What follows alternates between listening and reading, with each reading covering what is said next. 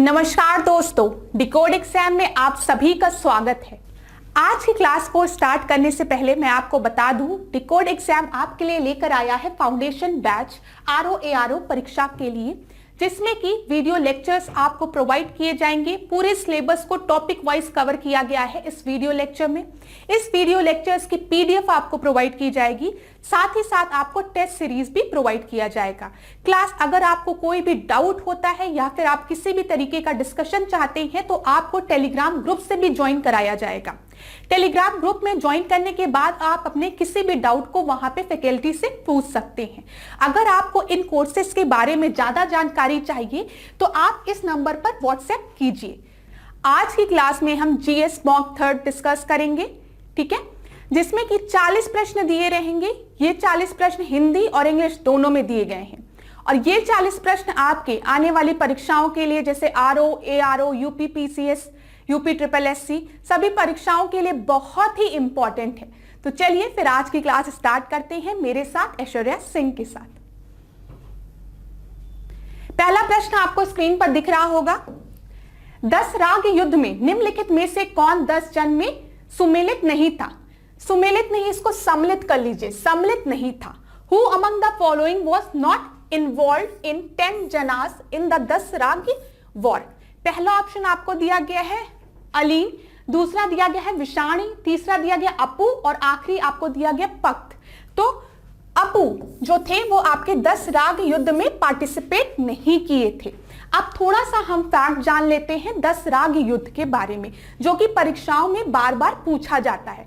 सबसे पहला प्रश्न पूछा जाता है कि जो 10 राग युद्ध है वो किस नदी के तट के किनारे लड़ा गया था? तो ये रावी नदी के तट के किनारे लड़ा गया था और प्राचीन नाम जो रावी नदी का था वो था पारुष्णी। यहां से देख लीजिए आप लोग, जो 10 राग युद्ध था ये पारुष्णी नदी के तट पर लड़ा गया था, ठीक है। अब ये किनके बीच हुआ था इसको देखिए। ये भरत वंश के राजा सुदास तथा 10 अन्य जनों के बीच में लड़ा गया था। भरत वंश के जो राजा सुदास थे, इनके जो पुरोहित थे उस समय वो थे वशिष्ठ, और 10 अन्य जनों को कौन गाइड कर रहे थे? विश्वामित्र गाइड कर रहे थे। दूसरा फैक्ट आपका एग्जाम के पॉइंट ऑफ व्यू से तैयार हो गया, ठीक है।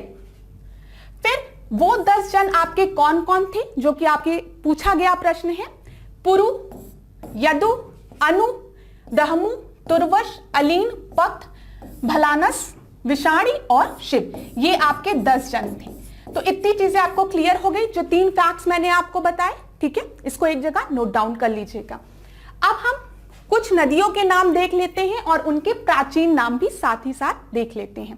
देखिए, पेपर में यहां से प्रश्न कई बार पूछा गया है। अगर आपने पास्ट ईयर्स के क्वेश्चन देखे होंगे तो आपको समझ में आ रहा होगा कि पेपर में प्रश्न कहां कहां से बनते हैं। मैं पूरी कोशिश करती हूं कि आपको एक नया क्वेश्चन पढ़ाया जाए, साथ ही साथ कुछ ऐसे फैक्ट्स जो बार बार पेपर में पूछे जाते हैं वो भी रिवाइज करा दिया जाए। तो देखिए, सबसे पहले वितस्ता। वितस्ता को आज किस नाम से जाना जाता है? झेलम नाम से, ठीक है। तो आप ऐसे JV करके याद कर लीजिए। जब हम अस्किनी की बात करते हैं तो उसको चेनाब नाम से, AC, ठीक है। जब हम पारुष्णी की बात करते हैं तो उसे रावी नाम से, और अभी हमने बताया है कि रावी नदी के तट पर आपका 10 राग युद्ध हुआ था, जिसको कि पारुष्णी नदी के नाम से जानते हैं। जब हम सतुद्री की बात करते हैं तो उसे सतलज नाम से जानते हैं। विपाशा, ब्यास, ठीक है। फिर उसके बाद सदानीरा, गंगटक, गोमती, गोमल, सिंध, सरस्वती, घग्गर। तो ये कुछ प्राचीन नाम दिए गए हैं, ये कुछ आधुनिक नाम दिए गए हैं। इसका स्क्रीनशॉट ले लीजिए, 2-3 बार पढ़ लीजिएगा, प्रश्न बनता है। अब एक प्रश्न जो है वो करंट अफेयर से रिलेटेड है।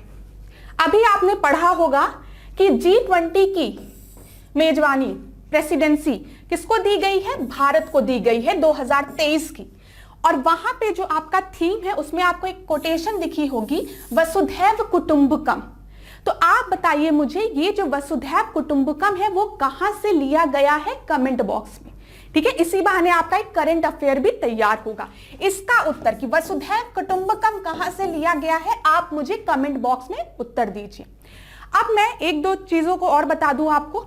जब हम गायत्री मंत्र की बात करते हैं, यह भी प्रश्न पूछा जाता है, गायत्री मंत्र की जब हम बात करते हैं तो गायत्री मंत्र कहां से लिया गया है? ऋग्वेद से। ऋग्वेद के तीसरे मंडल से गायत्री मंत्र लिया गया है। और गायत्री मंत्र किसके लिए है? सन के लिए, सूर्य के लिए, जिसको कि सावित्री नाम भी वहां पर लिखा गया है। तो कभी कंफ्यूज मत होइएगा अगर पेपर में आपसे पूछे कि गायत्री मंत्र किस डिटी के लिए बोला गया है या किसके लिए यूज किया गया है, किसकी प्रार्थना के लिए, और वहां पे सावित्री दिया जाए तो आप ये मत सोचिएगा दूसरी वाली सावित्री, वहां पे सन के लिए ही डिवोटेड किया गया है। इतनी चीजें क्लियर हो गई। चलिए अगला प्रश्न हम देखते हैं। इस प्रश्न का उत्तर आप कमेंट बॉक्स में जरूर दीजिएगा। अगला प्रश्न देखिए, निम्नलिखित में से किस राज्य का राज्य चिन्ह धनुष था? ठीक है, which of the following state has dhanush as the state emblem? पहला आपको चोर दिया गया है, चोल, दूसरा आपको चेर दिया गया है, तीसरा आपको पांड्य दिया गया है और आखिरी आपको पाल दिया गया है। तो यहां पे धनुष किसका राज्य चिन्ह था? चेर का। ठीक है, चेरा का। बी आपका सही उत्तर है। अब यहां पर आप देख लीजिए, फिगर में आपको दिख रहा होगा। फिगर में मैं इसलिए शो कर रही हूं ताकि आपको एग्जाम में कभी भूले ना। जब हम चेर की बात करते हैं तो इनका धनुष है राज्य चिन्ह।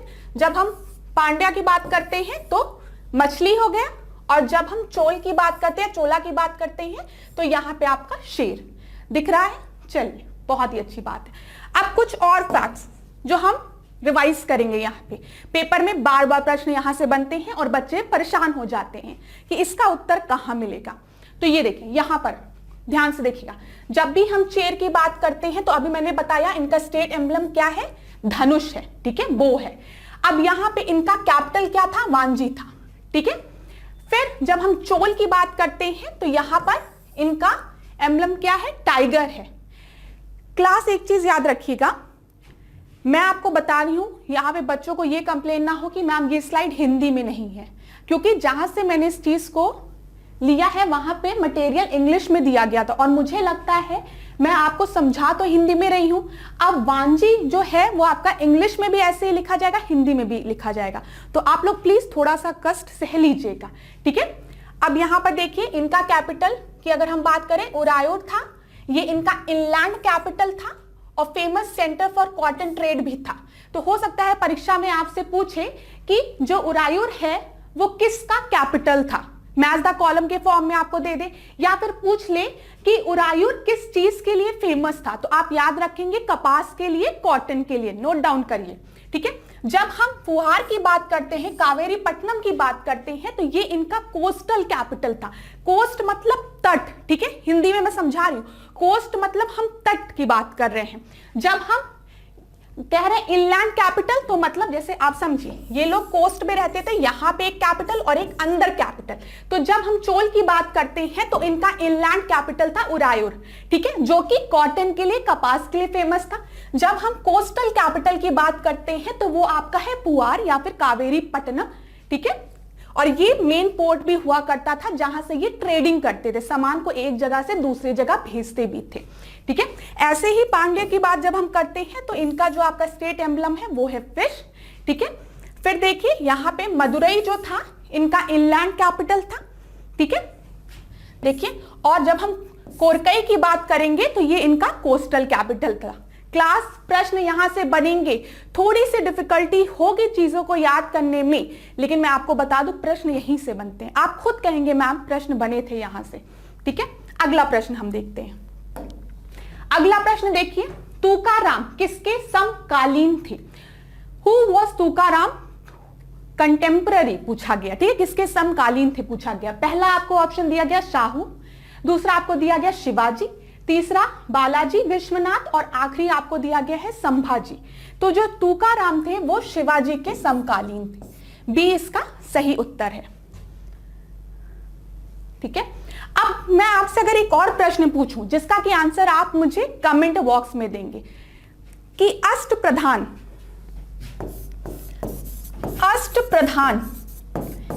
किसके समय में थे? किसने अष्टप्रधान रखे थे? इसका उत्तर मुझे कमेंट बॉक्स में दीजिए। मुझे पता है आप सभी को उत्तर पता होगा। साथ ही साथ मुझे बताइए 9 जेम्स, नवरत्न की जब हम बात करते हैं तो हमें किन दो शासकों का नाम अपने दिमाग में स्ट्राइक होता है, हमारे दिमाग में किन दो शासकों का नाम स्ट्राइक होता है, बताइए। नवरत्नों की जब हम बात करते हैं, एक आपका मुगल है और एक आपका पहले है, तो मुझे इन दोनों प्रश्नों का उत्तर कमेंट बॉक्स में दीजिए, जरूर दीजिएगा। क्लास आपको पता है तो थोड़ा सा अपनी उंगलियों को तकलीफ दीजिए और कमेंट बॉक्स में आंसर लिखिए। चौथे प्रश्न को देखिए, निम्नलिखित में से कौन गलत है, ठीक है। शाखा दिया गया, संस्थापक दिया गया। अब मैं बता दूं, जब भी मैं आपके लिए मैच द कॉलम या फिर इस तरीके का सही गलत वाला प्रश्न लेके आती हूं, तो हर एक पॉइंट से परीक्षा में नया प्रश्न बन सकता है, यह चीज याद रखिएगा। आपको इस प्रश्न का उत्तर पता है, बहुत अच्छी बात है, लेकिन आपको ए बी सी डी सारी चीजों को पता होना चाहिए, ठीक है, क्योंकि आपको मेन पेपर आपका बाद में होगा, आज नहीं है। तो यहां पे देखिए, पहला सबसे दिया गया है मखदूनी शाखा, जिसका कि सामने संस्थापक दिया गया है मीर मोहम्मद शाह। दूसरा आपको दिया गया रजकिया संप्रदाय, ठीक है, जिसका कि अब्दुल रजाक दिया गया है। फिर आपको दिया गया वहाबिया संप्रदाय, जिसका कि अब्दुल वहाब दिया गया है। और फिर आपको दिया गया सोहरावर्दिया संप्रदाय, जिसका कि शेख जियाउद्दीन दिया गया है। और पूछा गया है कौन सा इनकरेक्ट है, तो इनकरेक्ट आपका ए है, ठीक है। अब देखिए यहां पर सही उत्तर, जब भी हम मखदूनी शाखा की बात करेंगे तो हम किसका नाम याद रखेंगे, मीर सैयद जलालुद्दीन मखदून का। पेपर में डायरेक्ट प्रश्न बन सकता है, मखदूनी शाखा के संस्थापक कौन थे, तो आप नाम याद रखिएगा। उसी तरीके से जब हम रजकिया संप्रदाय की बात करेंगे तो शहजादा अब्दुल रजाक की हम बात याद रखेंगे, नाम याद रखेंगे। फिर वहाबिया संप्रदाय की जब हम बात करेंगे तो अब्दुल वहाब का नाम याद रखेंगे हम। और जब हम सोहरावर्दिया संप्रदाय की बात करेंगे तो शेख जियाउद्दीन का नाम हम याद रखेंगे। चलिए अगला प्रश्न देखते हैं। अगला प्रश्न देखिए क्लास, यहां पर आपको कुछ रिबेलियंस दिए गए हैं, विद्रोह दिए गए हैं और वहां पे ईयर दिए गए हैं और आपको सही उत्तर बताना है। तो सबसे पहला जो विद्रोह है वो आपको दिया गया है चुआर विद्रोह, फिर खासी विद्रोह, फिर संथाल विद्रोह, फिर कोल विद्रोह, ठीक है।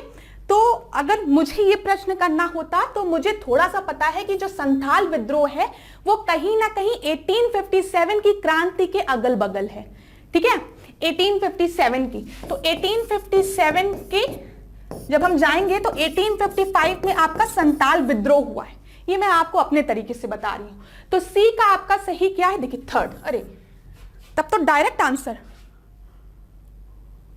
सॉरी सी का थर्ड नहीं है, इसको सही करिए क्लास, देखिए मैम से भी गलती हो जाती है, उसके लिए सॉरी, ठीक है। सी का मैंने आपको बताया कहीं ना कहीं 1855, तो यहां पे 1855 आपका 1, तो सी का फर्स्ट, अच्छा 3 में दिया गया है, मैम तो फंस गई।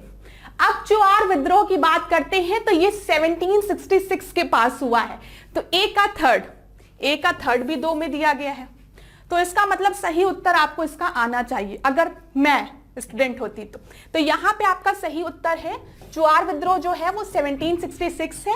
जब हम खासी की बात करते हैं तो वो 1829 है, 1829 है, और कोल जो है वो आपका 1831 है, तो डी आपका सही उत्तर है, ठीक है। इसको यहां पे आपका डी सही उत्तर है। अच्छा मुझे ये बताइए, यहां पे खासी की बात की गई है, तो गारो खासी जयंतिया ये कहां पर है आपकी, गारो खासी जयंतिया, तो देखिए सबसे पहले आपको क्या दिया गया है, चुआर विद्रोह जो कि 1766 में हुआ है। यहां पे इसके जो आपके लीडर थे वो थे राजा जगन्नाथ, ठीक है। फिर जब हम खासी की बात करते हैं तो खासी के कौन है, तीरथ सिंह, खासी के कौन है, तीरथ सिंह, नाम याद रखिएगा लीडर्स के क्लास। और जब हम संथाल की बात करते हैं तो संथाल में सिंधु, और जब हम कोल की बात करते हैं तो कोल में कौन है, बुद्धू भगत। तो आप याद रखिएगा, जब हम चुआर विद्रोह की बात करते हैं 1766 में हुआ राजा जगन्नाथ, ठीक है। जब हम खासी की बात करते हैं तो तीरथ सिंह, जब हम संथाल की बात करते हैं सिंधु, और जब हम कोल विद्रोह की बात करते हैं तो बुद्धू भगत। अगला प्रश्न देखिए, अगला प्रश्न फिर मैच द कॉलम है। सबसे पहले आपको द्वितीय आंग्ला मैसूर युद्ध दिया गया है, फिर प्रथम आंग्ला मराठा युद्ध दिया गया है, फिर द्वितीय आंग्ला सिख युद्ध दिया गया है और आखिरी आपको दिया गया सेकेंड एंग्लो मराठा वॉर। और यहां पे आपको कुछ ईयर्स भी दिए गए हैं, तो इसका सही उत्तर आपको बताना है। तो सबसे पहले जब हम सेकेंड एंग्लो मैसूर वॉर की बात करेंगे तो ये आपका कहीं ना कहीं 1799 के समय हुआ है, ठीक है, 1779 की। तो सेकेंड ए का सेकेंड खाली आपको इस ऑप्शन में दिया है, देखिए, तो आपका सही उत्तर क्या हो जाएगा, सी हो जाएगा। देखिए अगर आपको एक भी ऑप्शन यहां पे सही पता है तो आप बहुत आसानी से लगा सकते हैं, नहीं तो आपको थोड़ा समय देना पड़ेगा, लेकिन क्वेश्चन सॉल्व हो जाते हैं। तो देख लीजिए यहां पे डायरेक्ट आप, जब हम द्वितीय आंग्ला मराठा युद्ध की बात करेंगे तो ये आपका 1803 में हुआ है। जब हम द्वितीय आंग्ला मैसूर युद्ध की बात करेंगे तो ये 1779 में हुआ है। जब हम प्रथम आंग्ला मराठा युद्ध की बात करेंगे तो ये 1775 में हुआ है। और द्वितीय आंग्ला सिख युद्ध जो है वो 1848 में हुआ है। याद रखिएगा क्लास, कुछ फैक्चुअल डेटाज हैं। अब यहां पे मैं आपसे एक जो युद्ध है वो डिस्कस करूंगी। मुझे पता है अभी मैं आपको एंग्लो मराठा भी पढ़ा दूं, एंग्लो मैसूर भी पढ़ा दूं, एंग्लो सिख भी पढ़ा दूं तो आपके दिमाग में कंफ्यूजन हो जाएगी। तो आज की क्लास में आप क्या करेंगे, बस एंग्लो मैसूर पढ़ेंगे। जब आगे के मॉक टेस्ट होंगे तो मैं फिर कुछ ऐसे प्रश्न लेके आऊंगी जिसमें हम एंग्लो मराठा डिस्कस कर लेंगे। फिर उसके बाद जब आगे के होंगे तो उसमें हम एंग्लो सिख डिस्कस कर लेंगे। तो सबसे पहले जल्दी से एंग्लो मैसूर ध्यान में रख लीजिए, ये बहुत ही इंपॉर्टेंट चार्ट पेपर है। सबसे पहले जब प्रथम एंग्लो मैसूर युद्ध हुआ था तो ईयर 1767 से 1769 तक ये चला था। यहां पर आपके मैसूर के संस्थापक हैदर अली थे, ठीक है, और बंगाल का जो गवर्नर था वो आपका था लॉर्ड वेलेस्ली, ठीक है। और कौन सी संधि यहां पे साइन हुई थी, मद्रास की संधि। जो पहला एंग्लो मैसूर युद्ध था इसको किसने जीता था, उसको आपके हैदर अली ने जीता था, ठीक है। और अंग्रेज जो थे वो पराजित हो गए थे प्रथम एंग्लो मैसूर युद्ध में। तो प्रश्न यहां से भी बन सकता है, गवर्नर का भी नाम पूछा जा सकता है और संधि का तो नाम पूछा ही जाता है। तो आप याद रखेंगे मद्रास की संधि, ठीक है। फिर दूसरा देखिए, दूसरा है द्वितीय एंग्लो मैसूरी युद्ध जो कि 1780 से 84 में चला था। जब ये युद्ध स्टार्ट हुआ था तो यहां पे आपके हैदर अली थे, ठीक है, मैसूर के शासक। लेकिन कुछ समय बाद हैदर अली की मृत्यु हो जाती है। और हैदर अली की मृत्यु किसके वजह से होती है, आयर कूट की वजह से। ये नाम याद रखिएगा, किसने हैदर अली को पराजित किया था, आयर कूट ने पराजित किया था। और कहां पर पराजित किया था, पोर्ट नोवा में, पोर्ट नोवा में। ये भी चीज आप याद रखिएगा, प्रश्न यहां से भी बनता है। आपको दिख रहा होगा क्लास, भले मैं ना दिख रही हूं लेकिन ये आपको दिख रहा होगा। तो मैंने आपको बताया जब हम द्वितीय एंग्लो मैसूर युद्ध की बात करेंगे तो मैसूर के शासक पहले हैदर अली था, ठीक है। हैदर अली युद्ध में पराजित हो जाता है। जिस युद्ध को लीड कौन कर रहा रहता, आयर कूट, और कौन सी जगह रहती, पोर्टानोवा, ठीक है। ये चीज याद रखेंगे आप। उस समय बंगाल का जनरल कौन था, तो आप याद रखेंगे वॉरेन हेस्टिंग। प्रश्न पूछते हैं वॉरेन हेस्टिंग, ठीक है। और कौन सी संधि हुई थी, कौन सी ट्रिटी हुई थी, मैंगलोर की संधि हुई थी। इतनी चीजें क्लियर। फिर तृतीय एंग्लो मैसूर युद्ध की जब हम बात करेंगे तो 1790 से 92 तक, ठीक है। यहां पे आपका शासक कौन था, अब टीपू सुल्तान था, ठीक है। और गवर्नर जनरल बंगाल का कौन था, लॉर्ड कॉर्नवालिस, ठीक है। और कौन सी संधि हुई थी, श्रीरंगपट्टनम की संधि हुई थी। और जब चौथे एंग्लो मैसूर युद्ध की बात करेंगे तो यहां पे आपका मैसूर का शासक टीपू था, आपका बंगाल का गवर्नर लॉर्ड वेलेस्ली था। कौन सी ट्रिटी साइन हुई थी, मैसूर की संधि साइन हुई थी। और इसी के बाद टीपू की मृत्यु भी हो जाती है। इतनी चीजें क्लियर यहां पर, इसका प्लीज स्क्रीनशॉट ले लीजिए। ये एक बहुत ही अच्छे तरीके से मैंने यहां पे चीजें समराइज की है। यहां पे एक फैक्ट बस आप ये वाला जो मैंने आपको बताया है कि हैदर अली की मृत्यु कब हुई थी, तो वो आप नोट डाउन कर लीजिएगा। चलिए अगला प्रश्न हम देखते हैं। अच्छा क्लास, आप एक चीज तो नोटिस कर रहे होंगे कि मैं प्रश्न एक कराती हूं लेकिन उस एक प्रश्न के साथ मैं आपको कई ढेर सारे फैक्ट्स बताती हूं, ठीक है। और वो फैक्ट्स आपके पेपर के लिए बहुत ही इंपॉर्टेंट है। आप खुद नोटिस कर रहे होंगे बहुत से प्रश्न इन फैक्ट्स से बने हैं प्रीवियस ईयर में, ठीक है। अब अगला देखिए 7वां प्रश्न, द्वितीय विश्व युद्ध के दौरान भारत का वाइसरॉय कौन था? ठीक है, सेकेंड वर्ल्ड वॉर के समय भारत का वाइसरॉय कौन था, यह प्रश्न पूछा गया है। पहला आपको ऑप्शन दिया गया है लॉर्ड विलिंगटन, दूसरा लॉर्ड इरविन, तीसरा लॉर्ड रीडिंग और आखिरी आपको दिया गया है लॉर्ड लिंथगो। ठीक है, तो यहां पे जो सही उत्तर है वो क्या है? D, Lord लिंथगो। डी आपका सही उत्तर है।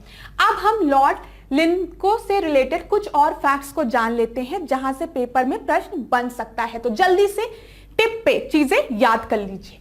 सबसे पहले तो हमने डिस्कस कर लिया जो सेकेंड वर्ल्ड वॉर है वो आपका लॉर्ड लिंथगो के समय स्टार्ट हुई। दूसरी चीज पेपर में बन सकता है कि कांग्रेस ने कब इस्तीफा दिया या किस वाइसरॉय के समय कांग्रेस ने रेजिग्नेशन दे दिया था। तो आपको पता होगा जब सेकेंड वर्ल्ड वॉर हुआ तो कांग्रेस से पूछा नहीं गया था कि भारत उसमें पार्टिसिपेट करेगी कि नहीं। मीना कांग्रेस से, जो कि एक बहुत बड़ी रिप्रेजेंटेटिव पार्टी थी उस समय भारत की, उनसे बिना सलाह लिए ही बोल दिया गया था कि भारत भी सेकेंड वर्ल्ड वॉर में पार्टिसिपेट करेगी। इसी के विरोध में कांग्रेस ने रिजाइन कर दिया था। ठीक है, तो यह भी प्रश्न आपका बन सकता है। और जब कांग्रेस ने रिजाइन किया था तो जिन्ना ने 22 दिसंबर 1939 को मुक्ति दिवस की तरह मनाया था। पेपर में प्रश्न यहां से भी बनता है कि किस दिन को जो आपके मुस्लिम लीग थी उन्होंने मुक्ति दिवस के रूप में मनाया था? 22 दिसंबर 1939 को, ये याद रखिएगा। और लॉर्ड लिंथगो उस समय वाइसरॉय थे जब सुभाष चंद्र बोस प्रेसिडेंट थे इंडियन नेशनल कांग्रेस के। आपसे जब भी सुभाष चंद्र बोस से रिलेटेड फैक्ट पूछा जाए तो आप दो सेशन याद रखेंगे। पहला हरिपुरा सेशन, दूसरा त्रिपुरी सेशन। अब मेरी बात ध्यान से सुनिएगा क्लास। हरिपुरा सेशन जो था उसको सुभाष चंद्र बोस ने प्रिसाइड किया था। ठीक है, त्रिपुरी सेशन में भी Subhash Chandra Bose as a president choose किए गए थे। ठीक है, लोग चाहते थे कि सुभाष चंद्र बोस बने, लेकिन महात्मा गांधी नहीं चाहते थे कि इस बार Subhash Chandra Bose as a president बने त्रिपुरी सेशन में, जिसके चलते सुभाष चंद्र बोस ने इंडियन नेशनल कांग्रेस को छोड़ दिया और वो आगे फॉरवर्ड बढ़े और उन्होंने फॉरवर्ड ब्लॉक की स्थापना की 1939 में। ये चीज याद रखिएगा। ठीक है, सुभाष चंद्र बोस का इस्तीफा और फॉरवर्ड ब्लॉक की नींव 1939 में रखी गई है। 1939 में ही 22 दिसंबर को मुस्लिम लीग ने मुक्ति दिवस की तरह मनाया। 1939 में ही आपके जो इंडियन नेशनल कांग्रेस है उसके लीडर्स ने रिजाइन कर दिया। 1939 में ही सेकेंड वर्ल्ड वॉर हुआ। 1939 में ही वाइसरॉय कौन था? लॉर्ड लिंथगो था। सारी चीजें दिमाग में रखिए। और कौन दो सेशन थे? हरिपुरा सेशन था और त्रिपुरी सेशन था। ठीक है, अब एक प्रश्न आप इसका उत्तर देंगे मुझे कमेंट बॉक्स में। थोड़ा सा आप भी ना चीजें रिवाइज करिए। जब सुभाष चंद्र बोस ने त्रिपुरी सेशन में रिजाइन कर दिया तो इस सेशन को किसने प्रिसाइड किया? ठीक है, अब इस सेशन को किसने प्रिसाइड किया था, इसका उत्तर आप कमेंट बॉक्स में दीजिए। और देखिए क्या हुआ। लॉर्ड लिंथगो के समय अटलांटा चार्टर आया, अगस्त ऑफर आया। ठीक है, फिर उसके बाद भारतीय राष्ट्रीय सेना की नींव रखी गई। ठीक है, क्रिप्स मिशन भी इन्हीं के समय में आया है। भारत छोड़ो आंदोलन, क्विट इंडिया मूवमेंट भी इन्हीं के समय में स्टार्ट हुआ है। और 1943 का जो बंगाल का अकाल आया था वो भी लॉर्ड लिंथगो के समय पे ही आया था। इतनी चीजें क्लियर हो गई। बहुत से फैक्ट्स हमने रिवाइज किए। जो प्रश्न पूछा है उसका आंसर कमेंट बॉक्स में जरूर दीजिए। थोड़ा सा कष्ट करिए। ठीक है, जब आप अपने कंफर्ट जोन से बाहर निकलते हैं तभी आपको सफलता मिलती है। एक चीज आज याद रखिएगा, किसी को दिखाने के लिए नहीं कमेंट बॉक्स में आंसर करिए, खुद के नॉलेज के लिए करिए। जब आप किसी चीज को एक बार लिख लेते हैं ना, वो कभी भी आपको नहीं भूलती। चलिए, निम्नलिखित में से कौन गलत है? Which of the following is incorrect? पहला बांध दिया है, दूसरा देश दिया है। ठीक है, तो सबसे पहले आपको नोक्रेक दिया है जो कि घाना में है लिखा है। फिर बी आपको दिया आसमान जो कि मिस्र में इजिप्ट की बात की गई है। तीसरा हुबर यूएसए और आखिरी आपको दिया गया है काहोरा बासा जो कि मोजाम्बिक में दिया गया है। और पूछा गया है कौन सा इनकरेक्ट है। देखिए, जब भी इनकरेक्ट दिया रहता है तो मतलब 3 आपके करेक्ट हैं। अब ये 3 जो करेक्ट हैं वो आपके लिए बहुत ही बड़ा फैक्ट है। पेपर में प्रश्न यहां से पूछा जा सकता है। तो यहां पे आपका नोक्रेक जो है वो आपका घाना में नहीं है, वो आपका कहां है? वो आपका तजाकिस्तान में है। ठीक है, यहां पे देखिए लिखा है नोकरे की जब हम बात करेंगे वो तजाकिस्तान में है, ठीक है। आसवान की मिस्र में है, ठीक है। हुबर यूएसए में है, कोहरा बासा आपका मोजाम्बिक में है। अगला प्रश्न हम देखते हैं। अगला प्रश्न क्लास देखिए यहां पे 9th क्वेश्चन। यहां पे आपको कुछ प्रोजेक्ट दिए गए हैं, ठीक है, और प्रोजेक्ट के आगे आपको नदियों के नाम दिए गए हैं। तो जब हम लखवार व्यासी परियोजना की बात करेंगे तो ये आपकी यमुना नदी पर है। मैं आपको उत्तर बता रही हूं, ये कहां पर है? यमुना नदी पर है। तो ए का फर्स्ट, ठीक है। जब हम कोटेश्वर जल विद्युत परियोजना की बात करेंगे तो वो आपका कहां पर है? भागीरथी नदी पर है। बी का थर्ड, तो इसका मतलब आपका ए ऑप्शन सही होगा। जायकावाड़ी प्रोजेक्ट की जब हम बात करेंगे तो वो कहां पर है? गोदावरी नदी पर। और जब हम टनकपुर प्रोजेक्ट की बात करेंगे तो वो आपका काली नदी पर है। तो ऑप्शन आपका ए का ए सही होगा। देखिए यहां पर देख लीजिए, लखवार व्यासी परियोजना यमुना नदी, ठीक है। कोटेश्वर जल विद्युत परियोजना भागीरथी, जायकवाड़ी परियोजना जो है गोदावरी, और टनकपुर परियोजना जो है वो आपकी काली नदी पर है। अगला प्रश्न देखिए क्लास, जब भी मैच द कॉलम आए तो थोड़ा सा जब मैं बताती हूं तो आप खुद सॉल्व कर लिया करिए, ठीक है। निम्नलिखित के किस क्षेत्र में उष्ण कटिबंधीय सदा हरित वन नहीं पाए जाते? अंडरलाइन करिए, नहीं पाए जाते हैं बोला गया है। ट्रॉपिकल एवरग्रीन फॉरेस्ट की बात की गई है और बोला गया है ट्रॉपिकल एवरग्रीन फॉरेस्ट कहां नहीं पाए जाते। पहला आपको दिया गया है क्या? अफ्रीका का गिनी तट। दूसरा आपको दिया गया है कॉन्गो बेसिन। फिर आपको दिया गया है जावा सुमात्रा, ठीक है। फिर आखिरी आपको दिया गया है दक्षिण ब्राजील। तो यहां पे जो आपका सही उत्तर है वो क्या है? दक्षिण ब्राजील। दक्षिण ब्राजील में ट्रॉपिकल एवरग्रीन फॉरेस्ट नहीं पाए जाते हैं। अब हम इसको इस मैप के थ्रू समझते हैं, ठीक है। ध्यान से देखिएगा, आप लोग ने कमेंट बॉक्स में रिक्वेस्ट किया था कि मैम जो क्वेश्चन मैप के थ्रू सॉल्व होते हैं उसे आप मैप के थ्रू सॉल्व करिए, तो इसी वजह से मैं आज की क्लास में मैप भी लेकर आई हूं, ठीक है। अगर अच्छा लगा हो तो आप लोग बताइएगा जरूर। तो देखिए यहां पर हम देख रहे हैं ये इक्वेटर है, यहां पर आपको दिख रहा है ये वाली लाइन। थोड़ा सा क्लास हो सकता है आपको दिक्कत हो, लेकिन तब भी मैं पूरी कोशिश करूंगी चीजें आपको क्लियर हो जाए। तो ये क्या है? इक्वेटर है, ठीक है। यहां पर आपको साउथ अमेरिका दिख रहा है, ये देखिए ये इक्वाडोर है, और ये देखिए ये ब्राजील है। दिख रहा है ब्राजील? बताइए क्लास, आपको दिख रहा होगा जरूर। ये जो मैंने ड्रॉ किया है ये क्या शो कर रहा है? ब्राजील शो कर रहा है। कलर को चेंज करते हैं, ठीक है।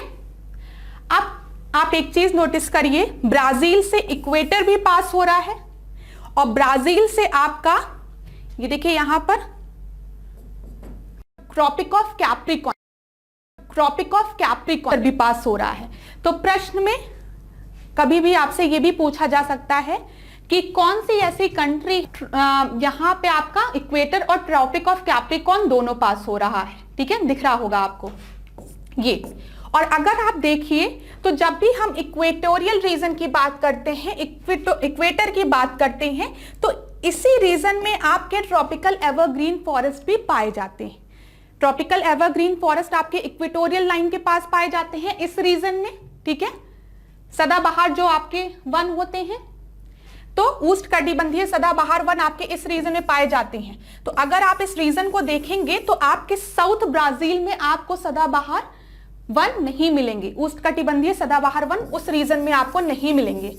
देखिए यहां पे इंडोनेशिया, सुमात्रा, मलेशिया सब जगह आपको सदाबहार वन मिलेंगे। दिख रहा है क्लास? होप आपको चीजें क्लियर हुई हो, समझ में आया हो, ठीक है। कई बार प्रश्न बनता है ऐसा कौन सा कॉन्टिनेंट है जहां से Tropic of Cancer, Tropic of Capricorn और इक्वेटर तीनों पास होता है। तो आप अफ्रीका अगर देखिए यहां पर, ये क्या है? अफ्रीका है, ठीक है। अफ्रीका से आपको दिख रहा है कि इक्वेटर पास हो रहा है। फिर आप इधर देखिए, अफ्रीका से ट्रॉपिक ऑफ कैप्रिकॉर्न भी पास हो रहा है, और अफ्रीका से आपके ट्रॉपिक ऑफ कैंसर भी, कर्क रेखा भी पास हो रही है, ठीक है क्लास। इतनी चीजें क्लियर हो गई। प्रश्न कहीं से भी बन सकता है, इसीलिए मैंने आपको कुछ और पॉइंट्स बता दिए। चलिए अगला प्रश्न हम देखते हैं। अगला प्रश्न देखिए, ऑस्ट्रेलिया की निम्नलिखित झीलों को उत्तर से दक्षिण की ओर लगाइए। ठीक है, उत्तर से दक्षिण की ओर। तो यहां पर आपका जो सही उत्तर है वो है, सबसे पहले आपका उत्तर में है वुड्स झील। ठीक है, फिर उसके बाद आयर है, फिर उसके बाद तोरन है, फिर आपका गार्डनर है। वुड जी, यहां पर आप देख लीजिए, मैंने आपको क्या बताया है सही उत्तर, मैंने आपको सी सही उत्तर बताया है यहां पर, देखिए। ठीक है, अब आप विट्स जी याद रखिए।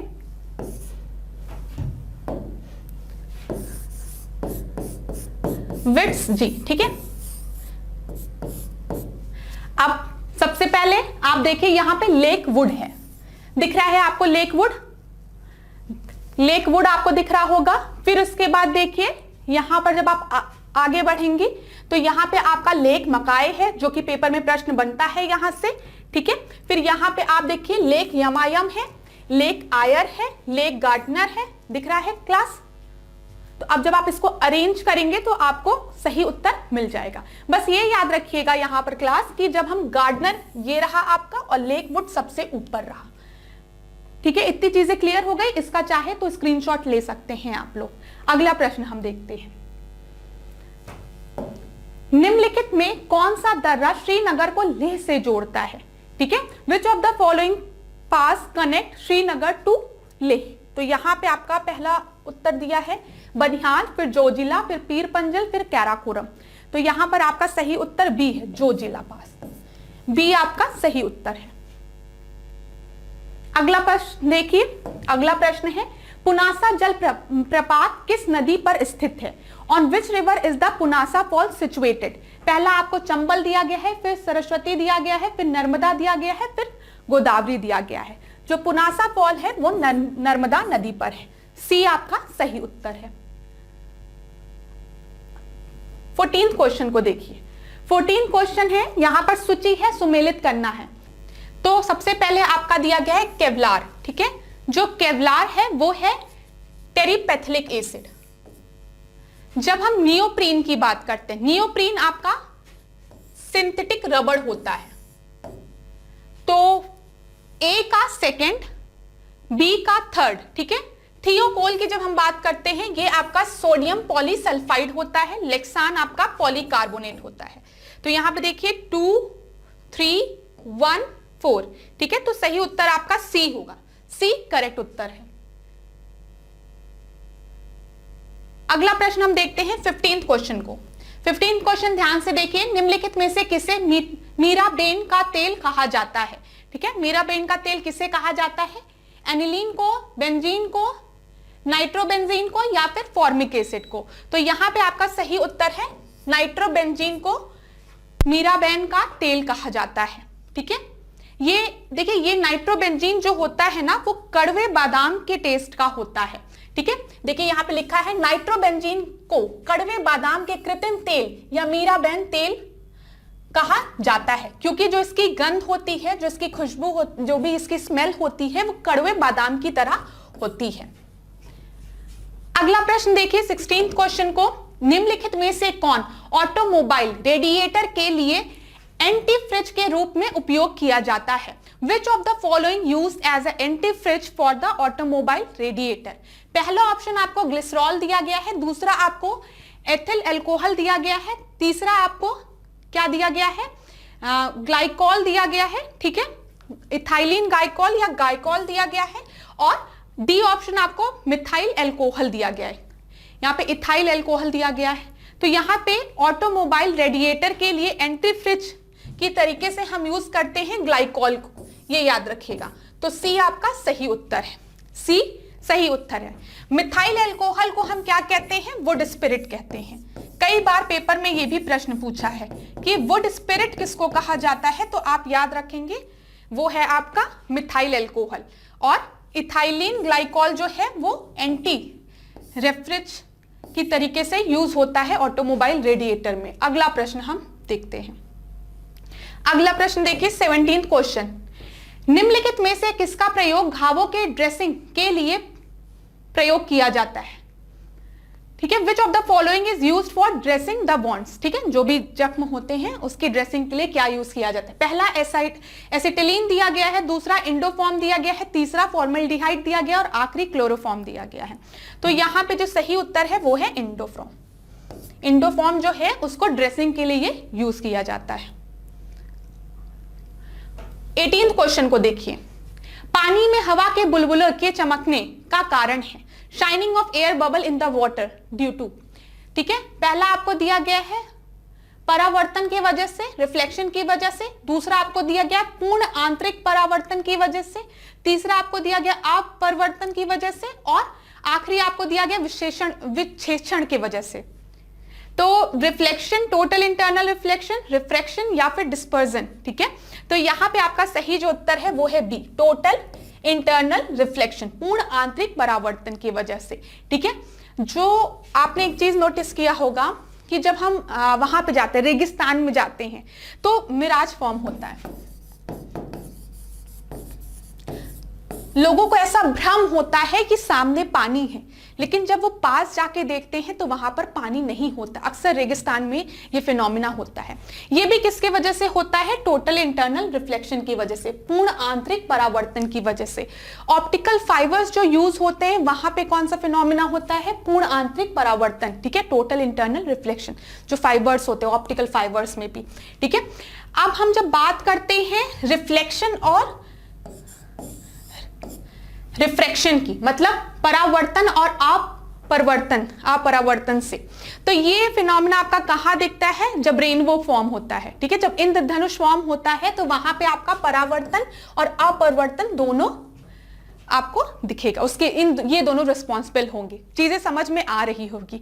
ऐसे ही एक क्वेश्चन बनता है जब हम कोई ऐसा बीकर लेते हैं, मग्गा लेते हैं और उसमें कॉइन डालते हैं, तो हमको जो कॉइन होता है वो ऊपर की तरफ उसकी इमेज फॉर्म होती हुई दिखती है।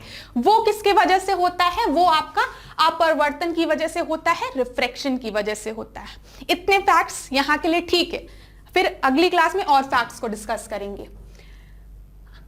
अगला प्रश्न देखिए, ठीक है, ओनिरोलॉजी संबंधित है, तो ओनिरोलॉजी इज रिलेटेड टू, सबसे पहला ऑप्शन आपको दिया गया पैरासाइट के अध्ययन के लिए, दूसरा आपको दिया गया मछली का अध्ययन, तीसरा आपको दिया सपनों का अध्ययन और आखिरी आपको दिया गया स्टडी ऑफ ग्रास। तो जब भी हम ओनिरोलॉजी की बात करते हैं तो it is related to the study of dream, तो सी आपका सही उत्तर है। अब यहां पर हम कुछ फैक्ट्स और देख लेते हैं। ओनिरोलॉजी जो है वो स्टडी ऑफ ड्रीम से रिलेटेड है।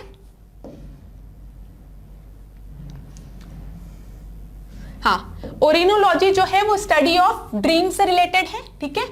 जब हम इस्टियोलॉजी की बात करेंगे तो वो फिशेस से, फिर एग्रोस्ट्रोलॉजी की बात करेंगे स्टडी ऑफ ग्रासेस से, पैरासिटोलॉजी की बात करेंगे तो स्टडी ऑफ पैरासाइट से। इसको भी एक जगह नोट डाउन कर लीजिए। 20वां प्रश्न देखिए, यहां पे दिया गया है, सुमेलित करने को सूची 1 दी गई है, सूची 2 दी गई है। सबसे पहला आपको दिया गया है ग्लाइकोसूरिया, ठीक है, ये किस चीज से रिलेटेड है? तो आपको दिख रहा होगा कि कहीं ना कहीं हम किसकी बात कर रहे हैं? ग्लाइको, तो कहीं ना कहीं हम ग्लूकोज की बात कर रहे होंगे, ठीक है। तो ग्लूकोज ऑप्शन में देखिए कहां दिया गया? Excess of glucose in urine, तो ए ऑप्शन में। कुछ इस तरीके से आप कर सकते हैं, और कहीं पे ग्लूकोज की बात नहीं की गई और यहाँ पे ग्लाइको दिया गया है। थोड़ा सा क्लास चीजों को पकड़ने की कोशिश किया करिए। ग्लाइको, कहीं ना कहीं हम ग्लूकोज की बात कर रहे हैं और ऑप्शन में ग्लूकोज आपके पहले उसमें दिया गया है, तो ए में फर्स्ट, चलिए हम मान के चल रहे हैं। दूसरा आपको दिया गया है बुलिमिया। बुलिमिया जो है ना, वो सामने वाले को पता ही नहीं चलता है कि उसको कितनी भूख लगी है, कब उसको, मतलब उसको कितना खाना है कितना नहीं खाना है ये उसको समझ ही में नहीं आता है, कब उसको खाना खाना बंद करना है ये उसको नहीं समझ में आता। ये एग्जैक्टली ये होता है कि जब वो खाने लगता है तो उसको समझ ही में नहीं आता कि पेट भर गया है कि नहीं, तो उसको हम बुलिमिया कहते हैं। ये पीसीएस में पूछा गया प्रश्न है। तो यहां पर देखिए बी का सेकेंड कहां पर दिया गया है? इसमें दिया गया, ठीक है, नहीं बी का फोर्थ होना चाहिए। ये देखिए, सॉरी क्लास, बी का फोर्थ, बुलिमिया जो है फोर्थ, तो बी का फोर्थ आपका यहां दिया गया है बी वाले ऑप्शन में, ठीक है। अब हम देखते हैं एपिलेप्सी जो है, एपिलेप्सी जो है वो किस चीज से रिलेटेड है? वो आपका सेंट्रल नर्वस सिस्टम से रिलेटेड है। तो डी का थर्ड, डी का थर्ड यहाँ पे दिया गया है, तो ऑप्शन बी ही आपका सही होगा। मैं चेक कर रही थी कौन सा ऑप्शन सही है, थोड़ा सा टाइम लग गया, हो सकता है आपने मुझसे पहले आंसर दे दिया हो। तो यहाँ पे बी का थर्ड सही उत्तर है, ध्यान दीजिएगा इसको। चलिए यहाँ पे अगर हमें डिस्कस करना है तो एक बार डिस्कस भी कर सकते हैं। जब भी हम ग्लाइकोसूरिया की बात करते हैं तो excess of glucose in the urine, जब हम बुलिमिया की बात करते हैं तो ऐसा इंसान जिसको पता ही नहीं है कि उसको खाना खाना कब रोकना है, खाता जाता है, ठीक है। जब हम इम्फेसीमिया की बात करते हैं तो ये क्रोनिक डिसऑर्डर होता है जो कि रेस्पिरेटरी सिस्टम से रिलेटेड होता है, सांस में दिक्कत होती है, लंग की कंडीशन बिगड़ती जाती है, ब्रीदिंग करने में दिक्कत होती है। एपिलेप्सी की जब हम बात करते हैं तो ये नर्वस सिस्टम से रिलेटेड डिसऑर्डर होता है। चीजें क्लियर हो गई होगी, यहां पे हमने आपको ऑप्शन बी सही बताया था। चलिए इतनी चीजें क्लियर हुई क्लास। 21वें प्रश्न को अब हम देखते हैं, इसको ध्यान से पढ़िए। निम्नलिखित में से कौन सी बीमारी जीवाणु से नहीं होती है? Which of the following disease not cause due to bacteria? 4 option आपको दिए गए हैं और यहां पे जो सही उत्तर है वो है बी। बी आपका सही उत्तर है। जो ट्रिपैनोसोमियासिस है ये, इसको हम स्लीपिंग सिकनेस भी कहते हैं। ये मेनली अफ्रीकन कॉन्टिनेंट्स में होते हैं ये बीमारी, और इस बीमारी को स्लीपिंग सिकनेस भी कहा जाता है। ये बीमारी पैरासाइट की वजह से होती है, माइक्रोस्कोपिक पैरासाइट की वजह से, ना कि बैक्टीरिया की वजह से। यहां पे देखिए, it is also known as sleeping sickness, it is caused by microscopic parasite of the species trypanosoma brucei. ठीक है, इतनी चीजें क्लियर हो गई जो कि आपकी फ्लाई के ट्रांसमिशन की वजह से होती है। 22वां प्रश्न देखिए, निम्नलिखित में से कौन नवरत्न कंपनी नहीं है? बोला गया है which of the following is not a Navratna company. पहला आपको दिया गया है राष्ट्रीय इस्पात निगम, दूसरा आपको दिया गया है नेशनल एल्यूमिनियम कंपनी, तीसरी आपको दी गई है गेल, और आखिरी आपको दिया गया है भारत इलेक्ट्रॉनिक्स लिमिटेड। और बोला गया है इनमें से कौन सा नवरत्न कंपनी नहीं है। तो यहां पे आपका जो सही उत्तर है वो है सी। जो गेल है ये महारत्न कंपनी है, ना कि नवरत्न कंपनी है। अगला प्रश्न हम देखते हैं, निम्नलिखित में से कौन गलत है? ठीक है, कुछ स्कीम्स के नाम आपको यहां पे दिए गए हैं और ईयर दिए गए हैं। तो सबसे पहला आपको दिया गया सौभाग्य स्कीम 2017, फिर सुकन्या समृद्धि अकाउंट 2015, फिर आयुष्मान भारत 2018 और आखिरी आपको दिया गया है प्रधानमंत्री जन औषधि योजना 2018। तो यहां पे जो इनकरेक्ट है वो आपका कौन सा है? डी। डी आपका गलत है। क्यों गलत है? क्योंकि यहां पे 2018 नहीं 2015 होना चाहिए, और बाकी ऑप्शन आपके सही हैं। एक बार रिवाइज कर लीजिए। आयुष्मान भारत जो है वो 2018 में लॉन्च हुआ है, सुकन्या समृद्धि योजना 2015 में, सौभाग्य स्कीम जो है 2017 और जन औषधि जो योजना है वो 2015 में। चलिए अगला प्रश्न हम देखते हैं। NRHM के अंतर्गत निम्नलिखित में से कौन सम्मिलित है? ठीक है, सबसे पहला आपको दिया गया आशा, दूसरा आपको दिया गया है जननी शिशु सुरक्षा कार्यक्रम, तीसरा आपको दिया गया आयुष, और आखिरी आपको दिया गया राष्ट्रीय बाल स्वास्थ्य केंद्र। तो मैं आपको बता दूं कि इसमें से आपका सारा सम्मिलित है, ABCD सारा सही इसका ऑप्शन होगा। थोड़ा सा देख लीजिए, जब हम बात करते हैं NRHM की तो इसके अंतर्गत आशा जो वर्कर्स हैं वो भी आती हैं, जननी सुरक्षा योजना भी इसमें आता है। ठीक है, जननी शिशु सुरक्षा कार्यक्रम भी इसमें इंक्लूडेड है, राष्ट्रीय बाल स्वास्थ्य केंद्र भी है और आयुष भी इसमें इंक्लूडेड है। ठीक है, ये चीज याद रखिएगा। अगला प्रश्न हम देखते हैं, निम्नलिखित में से कौन सा स्टेटस समीक्षा दिन के ठीक पूर्व के सप्ताह या 7 दिन में किसी व्यक्ति की कार्य स्थिति प्रदर्शित करता है? Which of the following status shows the work status of a person in a week or 7 days immediately preceding the review date? ठीक है, पहला आपको दिया गया है सामान्य स्टेटस, नॉर्मल स्टेटस, दूसरा आपको दिया गया है चालू साप्ताहिक स्टेटस, करेंटली वीकली स्टेटस, तीसरा आपको दिया गया है चालू मासिक स्टेटस, करेंटली मंथली स्टेटस, और आखिरी आपको दिया गया है चालू दैनिक स्टेटस। अब क्लास यहां पे थोड़ा सा भी कॉमन सेंस लगाएंगे तो वीक की बात की है, 7 डेज की बात की है, तो ऑफकोर्स सी बात है हम किसकी बात करेंगे, करंट वीकली स्टेटस की, चालू साप्ताहिक स्टेटस की हम बात करेंगे। 26वां प्रश्न देखिए, 26th क्वेश्चन, 8वीं पंचवर्षीय योजना कब लाई गई थी? When did the 8th 5-year plan come? तो पहला ऑप्शन आपको 1985 टू 1990 दिया गया है, 1992 टू 1997, 1997 टू 2002, फिर आपका 2002 से 2007, ठीक है। अब यहां पे जब हम 8वीं पंचवर्षीय योजना की बात करते हैं तो वो आपका 1992 से 1997 तक थी, ठीक है। ये चीज आप याद रखिएगा, बी आपका सही उत्तर है। अब क्लास इस वाली स्लाइड में हो सकता है थोड़ा सा आपको ब्लर दिख रहा हो सकता है, मैं मान सकती हूं इस चीज को, तो इसके लिए परेशान मत होइएगा। जो चीजें मैं बता रही हूं, जो फैक्ट्स मैं बता रही हूं उस पर ध्यान दीजिएगा, ठीक है, स्लाइड पे नहीं, जो चीजें मैं आपको बता रही हूं उसको ध्यान से देखिएगा। सबसे पहला प्रश्न आपको दिया गया है, क्या है, भारत की किस पंचवर्षीय योजना को महानोबिस योजना के नाम से भी जाना जाता है? तो किस पंचवर्षीय योजना को महालनोबिस के नाम से भी जाना जाता है? द्वितीय पंचवर्षीय योजना को, सेकेंड 5 ईयर प्लान को, ठीक है। फिर प्रथम पंचवर्षीय योजना की शुरुआत कब हुई थी पूछा गया है, तो ये आपका कब हुई थी? 1951 में, ठीक है, और 1956 तक थी आपकी, याद रखेंगे आप। फिर अगला प्रश्न देखिए, निम्नलिखित में किस पंचवर्षीय योजना अवधि में पंचायती राज संस्थाओं को सक्रिय किया गया था?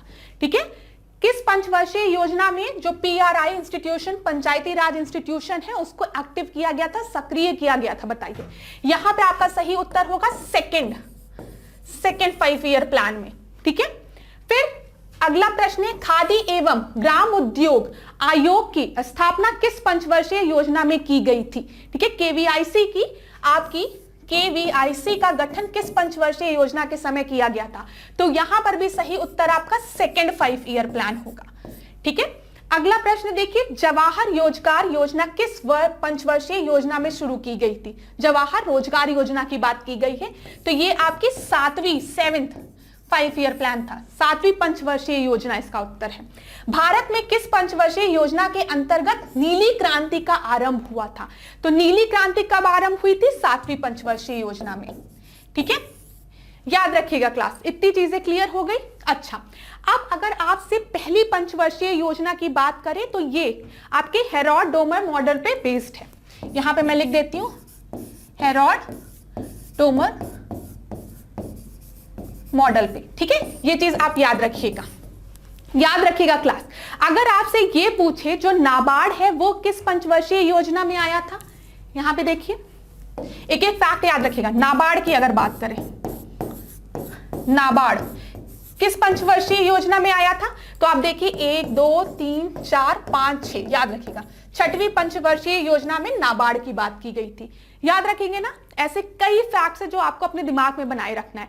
तो पहली जो पंचवर्षीय योजना आई थी वो 1951 में आई थी, ठीक है, हेरोड डोमर मॉडल पे वो बेस्ड थी। पंचवर्षीय योजना जो प्लानिंग कमीशन था उसको सबसे पहले किसने पेश किया था या किसने उसको रखा था? तो जवाहरलाल नेहरू ने रखा था उसको। और आप क्या याद रखेंगे, वो एग्रीकल्चर बेस्ड थी, ठीक है, वहां पे एग्रीकल्चर पे ज्यादा फोकस किया गया था। जब दूसरी पंचवर्षीय योजना आपकी आई तो उस समय आप याद रखेंगे महान लोबिस मॉडल पे बेस्ड था वो, ठीक है, मैंने अभी आपको बताया। और आप क्या याद रखेंगे, यहां पे मैंने आपको बताया कि इसमें पंचायती राज इंस्टीट्यूशन का गठन इसी में हुआ, केवाईसी की भी बात इसी पंचवर्षीय योजना में की गई थी, सेकंड वाले में।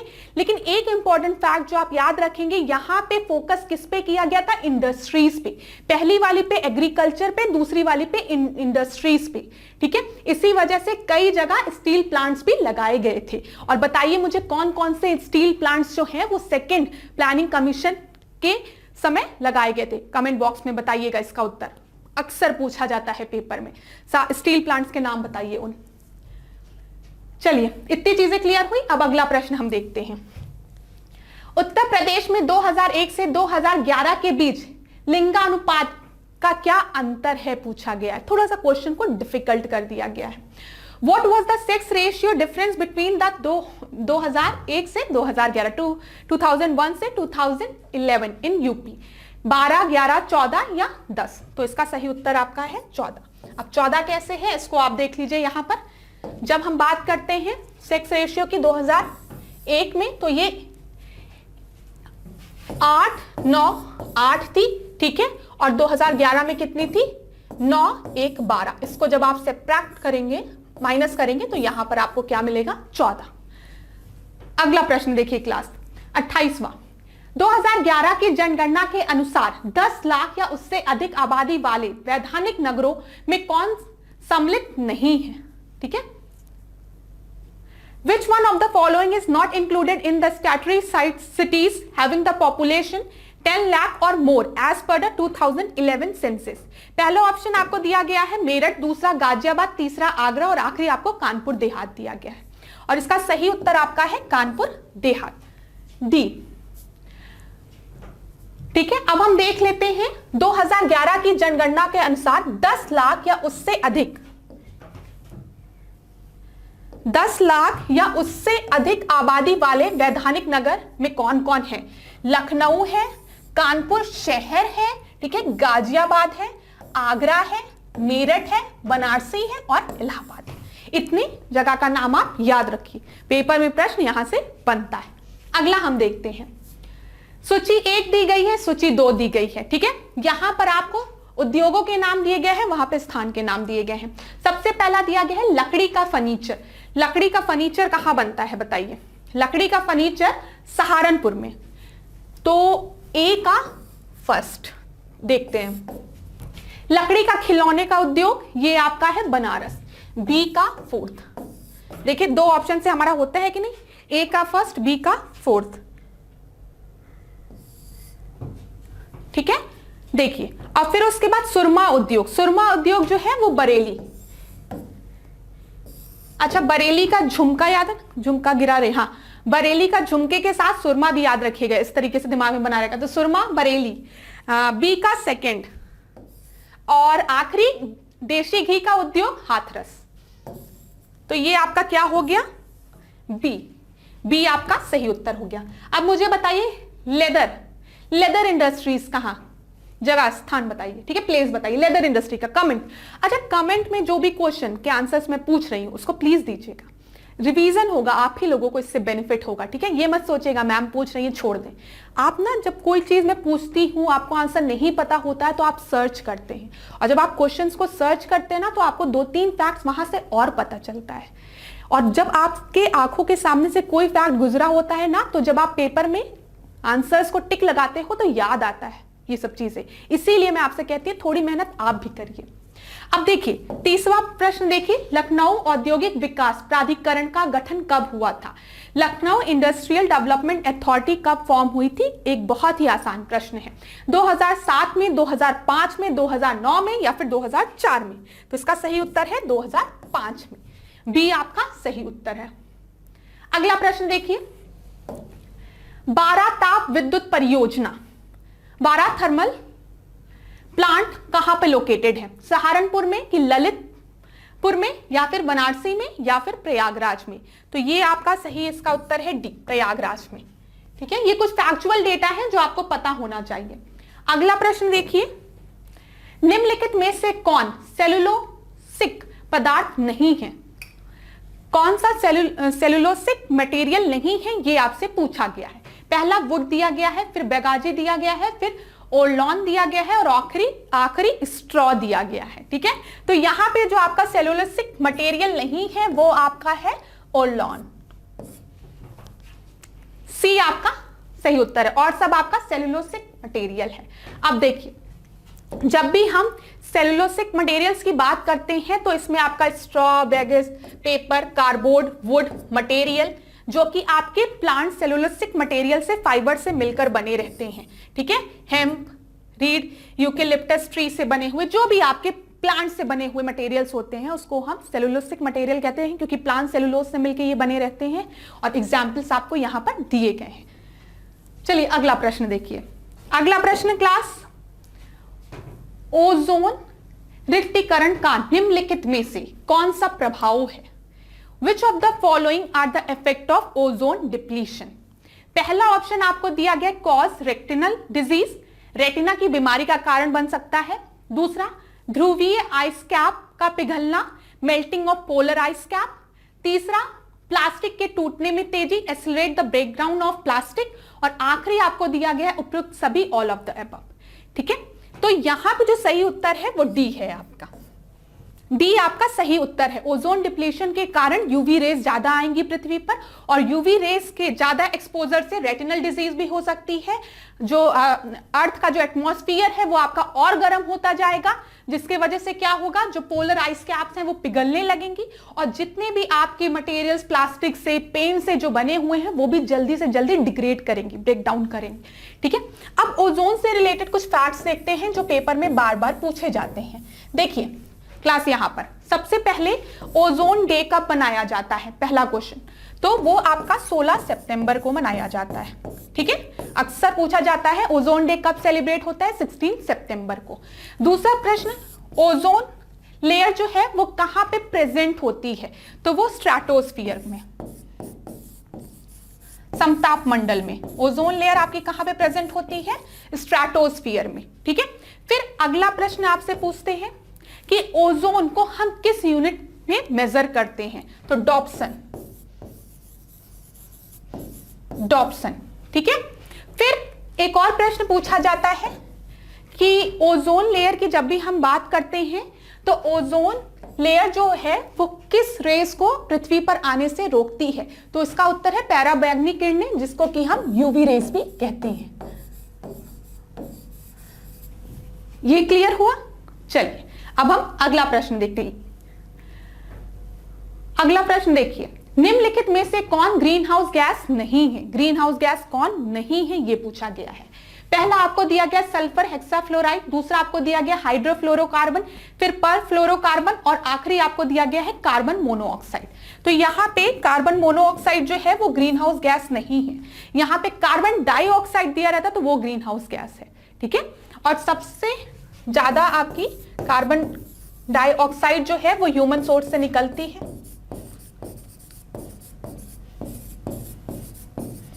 और इसका बहुत बड़ा कंट्रीब्यूशन होता है ग्लोबल वार्मिंग में। चलिए अगला प्रश्न हम देखते हैं, निम्नलिखित में कौन भ्रूण विकास और मां के दूध के द्वारा शिशु को नुकसान पहुंचाता है? Which of the following impair the fetus growth and harm the infant through mother's milk? पहला आपको दिया गया है क्रोमियम, दूसरा दिया गया लेड, तीसरा दिया गया है बेरिलियम, और आखिरी दिया गया है मरकरी।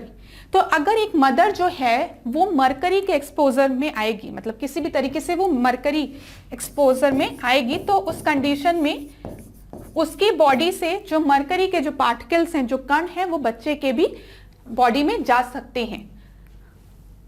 तो यहां पे आपका डी सही उत्तर है। अच्छा, यहां पे प्रश्न क्या क्या पूछे जाते हैं जरा हम उसकी बात करते हैं। पेपर में कई बार आपसे पूछा गया है इटाई, ये जो बीमारी है ये किसके कारण होती है? तो ये आपका कैडमियम के कारण होती है, कैडमियम के कारण। मरकरी के कारण कौन सी बीमारी होती है? मिनामाता,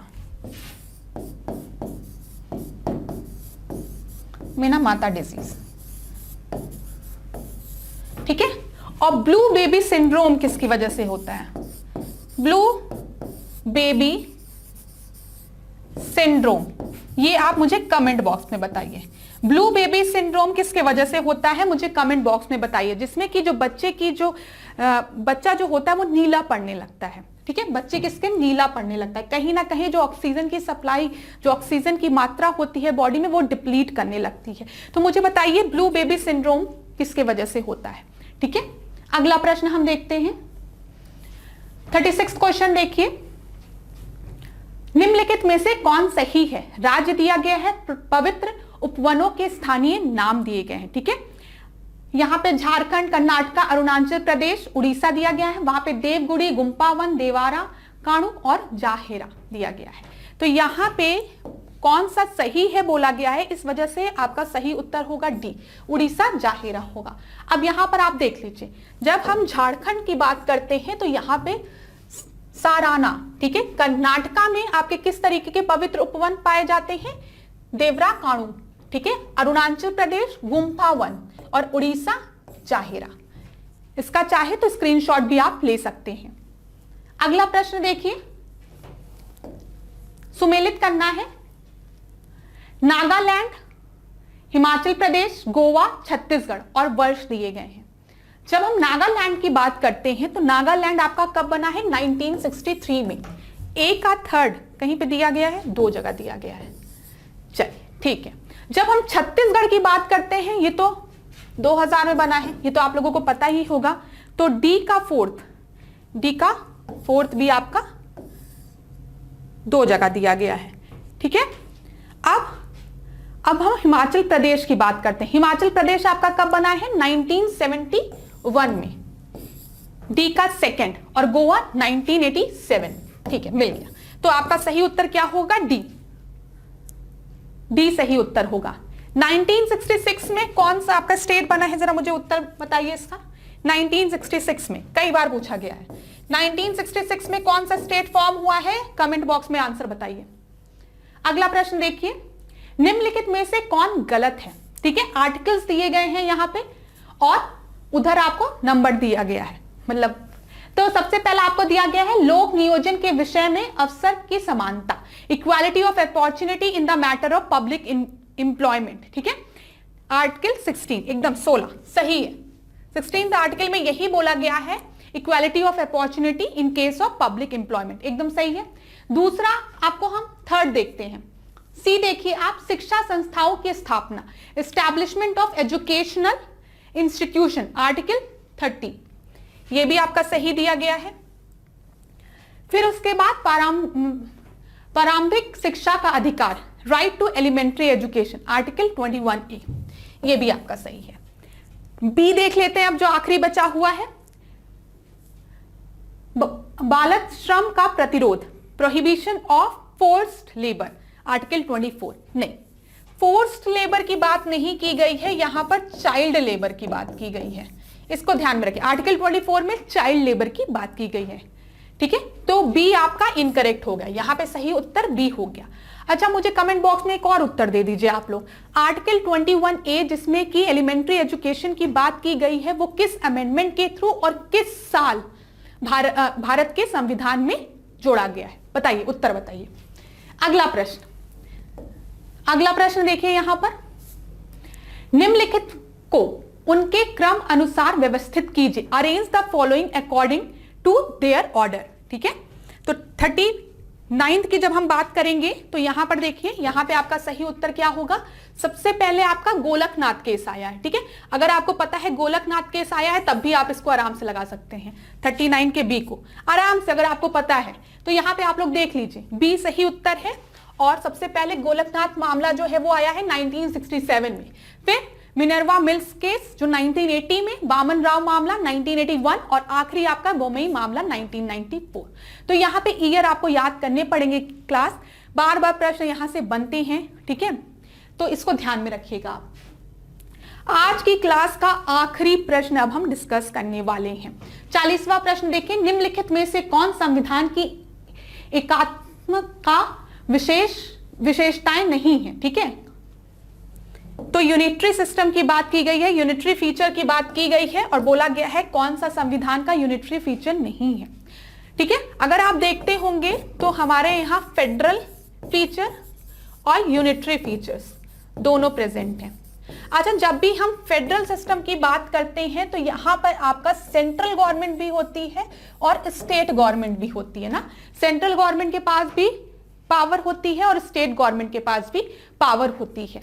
जैसे आप अगर भारत संविधान की बात करेंगे तो हम जब 7 शेड्यूल की बात करते हैं तो वहां पे आपकी 3 लिस्ट दी गई है ना, स्टेट लिस्ट, सेंट्रल लिस्ट और कॉन्करेंट लिस्ट। तो वो कौन सा फीचर शो करती है? कहीं ना कहीं फेडरल फीचर शो करती है, जहां पे जो स्टेट्स हैं उनको भी कुछ अधिकार दिए गए हैं, राज्य को भी, ठीक है। जब हम यूनिटरी सिस्टम की बात करते हैं तो यहाँ पे पूरी पावर सेंट्रल गवर्नमेंट के पास रहती है, ठीक है, सेंट्रल गवर्नमेंट के पास। इसी वजह से यूनिटरी है ना, यूनिटरी, एकात्म की बात हम कर रहे हैं। अब यहाँ पे कुछ फीचर्स दिए गए हैं कि कठोर संविधान, ठीक है, संविधान का लचीलापन, फिर आपका दिया गया राज प्रतिनिधित्व में समानता का अधिकार, का अभाव दिया गया, lack of equality in state representation, और एकीकृत न्यायपालिका, इंटीग्रेटेड जुडिशरी की बात की गई है। तो यहां पे कौन सा इसका फीचर नहीं है, वो है आपका रिजिड कॉन्स्टिट्यूशन। रिजिड कॉन्स्टिट्यूशन आपका एक फेडरल फीचर है, ठीक है। जब हम बात करते हैं यूनिटरी की, तो यहां पे आपके कौन कौन से फीचर्स हैं उसको हम एक बार देख लेते हैं। यहां पे आपका सशक्त केंद्र होता है, मैंने आपको बताया यूनिटरी सिस्टम है तो सारी पावर किसके पास होगी, सेंटर के पास होगी। फेडरल सिस्टम होगा तो पावर का डिस्ट्रीब्यूशन होता है सेंटर और स्टेट दोनों के पास। और भारत संविधान में अगर हम फेडरल फीचर की बात करें तो हमारा जो शेड्यूल 7th में जो लिस्ट दी गई है 3 तरीके की, वहां से भी आप देख सकते हैं, ठीक है। जो राज्य है वो अनश्वर नहीं है, ठीक है। फिर एकल संविधान होता है, एक कॉन्स्टिट्यूशन होता है, संविधान जो होता है वो लचीला होता है, ठीक है। एकीकृत न्यायपालिका होती है, राज प्रतिनिधित्व में समानता का अभाव होता है, एकल नागरिकता होती है और आपातकालीन उपबंध आदि। ये सब आपके किसके विशेषताएं हैं, एकात्मक विशेषताएं हैं। इतनी चीजें क्लियर हुई क्लास, बहुत डीप में नहीं जाते हैं, नहीं तो लेक्चर बहुत ही लंबा हो जाएगा। तो थैंक यू सो मच। आज के सेशन को हम यहीं पे एंड करते हैं। मेरी आपसे रिक्वेस्ट है, अगर आपको क्लास अच्छी लग रही हो तो वीडियो को लाइक करिए, शेयर करिए।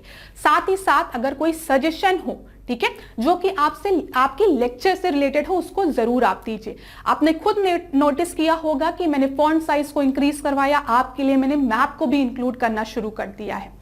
और कुछ बच्चों ने कहा था कि पॉलिटी के क्वेश्चंस को भी लाइए, तो वो भी लाया गया है। तो इसी तरीके से हम नेक्स्ट क्लास में मिलते हैं आपसे। Thank you so much. Decode exam के साथ बने रहिए। धन्यवाद।